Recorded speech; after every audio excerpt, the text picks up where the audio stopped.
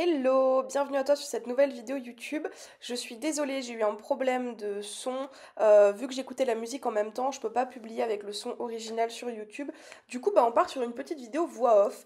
Euh, donc là, on est sur une vidéo qui va vous expliquer comment je fais mon make-up complet. Donc je suis passée sur l'étape de la skincare parce que ça dépend vraiment de chaque personne. Il est très important de mettre une bonne base de teint avant le fond de teint, c'est ce que j'ai fait. Et comme vous le voyez, mon fond de teint, je l'applique d'abord au pinceau et ensuite je viens l'estomper au Beauty Blender. Je suis passée vite sur le fond de teint parce que c'est vraiment pas une étape compliquée. Les sourcils, ça prend beaucoup plus de temps. Donc là, j'utilise un crayon à sourcils de chez Pink Flash. Il est génial. Je commence par bien brosser mes sourcils pour les remettre dans le bon sens. Et je vais venir hachurer mon sourcil, donc avec le crayon, faire des petits traits. Et j'ai de la chance parce qu'avec ce crayon-là, c'est extrêmement naturel. Ensuite, je vais baisser tous les poils de mes sourcils vers le bas pour pouvoir faire un trait au-dessus de mon sourcil, mais dans le sourcil. Je pense que les images valent mieux que mes mots. Je reste dans mon sourcil, mais je fais un trait, une ligne, pour définir mon sourcil quand j'aurai remis les poils comme il faut. Et une fois que j'ai fait ça, je vais rebrosser mon sourcil, je vais refaire des petites hachures très légères, et surtout, je vais régulièrement utiliser le goupillon pour estomper mes sourcils, les recoiffer et fondre un petit peu le make-up avec les poils, etc. C'est franchement une des étapes les plus compliquées, les sourcils. Ensuite, je mets un petit coup de mascara à sourcils juste pour bien fixer tout ça. Une fois que mes sourcils sont finis, moi je mets mon anti-cerne. C'est pour ça que j'ai mis mon fond de teint avant, parce que j'aime mettre mon anti-cerne après le fond de teint. Il n'y a pas de règle, tu mets ton anti-cerne quand tu veux, tu mets de l'anti-cerne si tu veux ou pas. C'est des questions qui reviennent très souvent. Est-ce qu'il faut mettre l'anti-cerne avant ou après? Est-ce qu'il faut mettre d'abord le blush, d'abord le fond de teint? Dans quel ordre, machin? Teste. Fais des essais, vois ce qui te plaît le plus, vois ce que tu trouves de pratique à utiliser et surtout ce dont tu aimes le résultat. Moi, j'aime pas le résultat de l'anti-cerne avant le fond de teint, donc je le fais pas. Après, s'il y a certaines personnes qui préfèrent mettre l'anti-cerne avant le fond de teint, qu'elles le fassent. Chacun a une peau différente, chacun a des produits différents et on n'aime pas tous la même chose. Là, comme vous le voyez avec l'anti-cerne, je viens vraiment entourer mes sourcils pour enlever tous les petits traits que j'aurais pu faire avec le crayon et qui n'ont rien à faire là. Et ensuite, je vais appliquer mon anti-cerne de manière stratégique sur les points de lumière. Moi, je charge en anti-cerne, j'adore ça. Donc, j'en mets beaucoup en dessous des yeux. J'en mets sur toute ma paupière parce que ça va me servir de base à paupières, justement.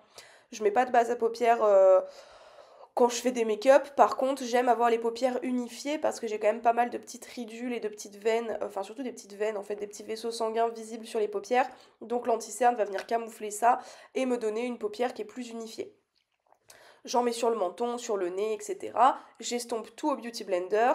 Ensuite, je passe au contour ou au bronzer crème. Là, c'est du bronzer. Donc, j'en applique au-dessus de ma pommette, en dessous de mes lèvres pour venir créer une petite ombre et faire semblant d'avoir des lèvres un peu plus pulpeuses. Je vais en mettre un peu sur les côtés de mon nez, un peu sur mon front. C'est un peu aléatoire. Ça, je change souvent la manière d'appliquer mon bronzer. Mais j'aime bien. Moi, il faut savoir, pareil, que je mets les produits crème et les produits poudre. C'est-à-dire que vous le verrez, je mets du bronzer crème maintenant et je mettrai du bronzer poudre par-dessus après parce que je trouve que j'ai une meilleure intensité et une meilleure tenue comme ça. Mon blush, pareil, je charge la dose. Blush liquide en premier. Donc j'en mets sur mes pommettes, j'en mets sur mes paupières, j'en mets un paquet. J'adore le blush, il n'y a jamais trop de blush. Celui-ci, c'est le blush liquide de chez Aldi. Et d'ailleurs, le bronzer précédent, il venait aussi de chez Aldi. Ils sont vachement bien, mais je les trouve plus en ce moment. Et pareil, j'estompe toujours au Beauty Blender. Bon, jusque-là, rien de bien compliqué, ça c'est vraiment mon teint de tous les jours. La seule chose qui va changer, c'est le produit que j'utilise. Est-ce que j'ai envie d'un blush plutôt rose, plutôt orangé? Est-ce que j'ai envie de mettre un contour plutôt gris, plutôt un bronzer plutôt chaud? Enfin voilà. Ensuite, j'applique ma poudre. Je pourrais l'appliquer à la houppette, mais ça m'emmerde. Du coup, je l'applique au Beauty Blender aussi. Je repasse bien un coup de Beauty Blender partout avant d'appliquer ma poudre, histoire de bien fondre si jamais l'anti-cerne il est parti un petit peu dans les ridules. Je viens tout réestomper et ensuite j'applique la poudre en pressant la poudre sur ma peau, sur les zones stratégiques, donc mes paupières, le dessous de mes yeux, le coin de mes narines. Et ensuite, avec mon pinceau poudre, je viens tout estomper et en remettre une couche. C'est pareil, la poudre, il n'y en a jamais trop. J'en mets 40 kilos, j'en mets partout, sur le front, sur le nez, sur la bouche, dans le cou. Je mets de la poudre au large. Et ensuite, je passe au bronzer et au blush poudre. Et là, tout simplement, je vais venir réappliquer mon bronzer là où je l'avais appliqué précédemment. Et pareil pour le blush, je viens vraiment juste mettre une deuxième couche de pigment, mais cette fois en poudre. Et ça change vraiment quelque chose, parce que quand on regarde avant et après, euh, bah on voit que l'intensité est pas la même. Et mine de rien, j'ai une super tenue comme ça, parce que si, même si je transpire un peu et que la première couche elle s'enlève, entre guillemets, bah j'ai encore la couche du dessous. Je sais pas comment dire, mais je trouve que mon make-up tient beaucoup mieux, que ma peau est beaucoup plus clean. Ça me fait vraiment un effet peau de pêche ou de porcelaine. Ça fait pas d'effet matière. Ça fait léger. C'est léger à porter parce que mine de rien, enfin, j'ai pas non plus 4 kilos sur la gueule. Et je sais pas, j'adore le résultat. Donc pareil, le blush, je mets la dose, j'en mets bien sur la paupière. Ensuite, je mets de l'highlighter. Je mets pas d'highlighter liquide parce que je trouve que ça sert à rien vu que je poudre pour le coup. Highlighter liquide, la dose. Paupières, coin interne, l'arête du nez, l'arc de Cupidon et les pommettes évidemment. L'highlighter, c'est comme le blush, il n'y en a jamais trop. Ça, vraiment, le teint, ça change très rarement. C'est toujours pareil. C'est très rare que mon teint soit différent. Pour les lèvres, là, j'ai juste mis du crayon à lèvres rouge. J'ai pas de technique particulière pour le crayon à lèvres. Moi, j'overline pas, ou alors très très peu. Si j'overline, c'est vraiment juste pour arrondir mes lèvres, mais sinon, je reste sur quelque chose qui suit vraiment mes lèvres naturelles. Et je mets du crayon à lèvres parce que pourquoi pas. Je vois pas trop à quoi ça sert le crayon à lèvres, mais j'en mets quand même. Et on passe à l'eyeliner. Alors là, attention, je vous explique tout en détail, regardez bien les images. Je commence par faire un premier trait qui part de mon coin externe vers l'extérieur. On ne tire pas la paupière, on ne tend pas la paupière, on ne ferme pas les yeux, c'est inutile. À savoir que là, mon eyeliner, il est sur paupière tombante. Ensuite, j'ouvre mes yeux, je regarde en face de moi et je tire un trait au-dessus du pli de ma paupière qui rejoint le trait que j'ai tiré précédemment. Encore une fois, des images valent mieux que les mots. Et ensuite, je fais un petit arc de cercle parce que vu que j'ai la paupière tombante, il faut créer cette espèce de bascule pour que l'eyeliner que j'ai créé au-dessus de ma paupière tombante tombe avec l'eyeliner que j'aurai sur ma paupière mobile. Je sais pas si c'est clair. Mais en gros, je fais un arc de cercle avec un triangle au bout et ensuite j'allonge un petit peu le long de mes cils. C'est pas très compliqué, mais encore une fois, si vous n'avez pas les paupières tombantes, bah cet eyeliner-là, il vous ira peut-être pas pareil. Faut pas oublier que sur l'eyeliner, ça dépend vraiment de votre morphologie. Littéralement, on n'a pas tous les mêmes yeux. Il y en a qui ont les yeux ronds, il y en a qui ont les yeux en amande, il y en a qui ont des petits yeux, il y en a qui ont des grands yeux, il y en a qui ont des super grandes paupières, il y en a qui ont des toutes petites paupières, il y en a qui ont des ridules, il y en a qui ont la peau qui est plus tendue que ou pas. Vraiment, l'eyeliner, il y a plein de paramètres à prendre en compte.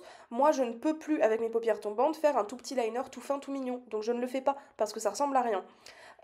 Il est important aussi d'utiliser le bon médium. Il existe plein d'eyeliners différents. Des eyeliners en crayon, des eyeliners en feutre, des eyeliners en peau.